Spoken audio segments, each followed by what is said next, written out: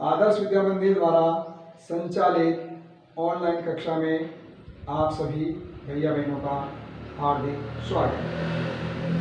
भैया बहनों, आज हम कक्षा 7वीं बसंत भाग 2 में पाठ क्रमांक 6 रक्त और हमारा शरीर, इस पाठ के जो शेष प्रश्नोत्तर हैं उनको हम आज हल करेंगे।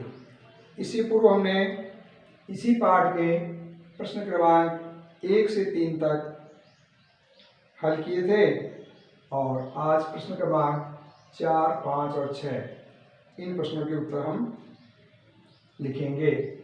तो प्रश्न क्रमांक 4, पेट में कीड़े क्यों हो जाते हैं, इनसे कैसे बचा जा सकता है।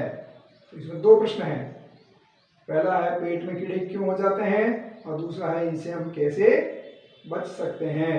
तो इसका उत्तर है पेट में कीड़े दूषित भोजन पदार्थों के सेवन करने से हो जाते हैं। यानी हम दूषित भोजन पदार्थ का सेवन करते हैं, दूषित भोजन करते हैं, इससे हमारे पेट में कीड़े हो जाते हैं। और इनसे बचने के लिए हमें पूरी साफ सफाई से भोजन बनाना चाहिए तथा समय समय पर हाथ धोना चाहिए और स्वच्छ जल पीना चाहिए। अगर हम इन बातों का ध्यान रखेंगे तो हमारे पेट में कीड़े नहीं होंगे। अगला प्रश्न है प्रश्न क्रमांक 5, रक्त के सफेद कणों को वीर सिपाही क्यों कहा गया है। यानी हमारे शरीर में जो रक्त के सफेद कण होते हैं उनको हम वीर सिपाही क्यों कहते हैं, उनका नाम वीर सिपाही क्यों रखा गया है। उत्तर है इसका, रक्त के सफेद कण बाहर से शरीर में प्रवेश करने वाले रोगाणुओं का सामना करके उन्हें नष्ट कर देते हैं। यानी हमारे शरीर में जो बाहर से हमारे शरीर में रोगाणु प्रवेश करते हैं तो ये सफेद कण हैं, ये उनका सामना करके उनको नष्ट कर देते हैं। इस प्रकार से ये कण अनेक बाहरी रोगों से शरीर की रक्षा करते हैं। इसी कारण इन्हें शरीर के वीर सिपाही कहा गया है या कहते हैं। अगला प्रश्न है प्रश्न क्रमांक 6, ब्लड बैंक में रक्तदान से क्या लाभ है। यानी ब्लड बैंक में जो अनेक प्रकार के कार्यक्रमों पर शिविर लगाए जाते हैं, उनमें ब्लड इकट्ठा किया जाता है। तो ऐसे ब्लड और वो जो रक्त है ब्लड बैंक में जमा करा दिया जाता है।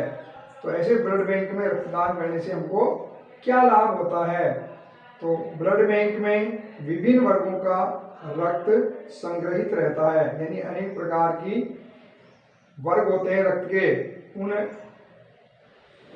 अलग अलग प्रकार के वर्गों का रक्त वहाँ पर ब्लड बैंक में रहता है। यह रक्त रक्तदान करने वाले व्यक्तियों से प्राप्त होता है। ये जो रक्त है जो ब्लड बैंक में रहता है, ये रक्तदान करने वाले व्यक्ति से ही प्राप्त होता है। जब किसी व्यक्ति को रक्त चढ़ाने की आवश्यकता होती है तो उसके वर्ग का रक्त ब्लड बैंक से लिया जाता है और इससे बीमार व्यक्ति को जीवन दान मिलता है। यानी उसका जीवन बच सकता है अगर उसके, क्योंकि दूसरे वर्ग का ब्लड उस व्यक्ति के काम नहीं आता है।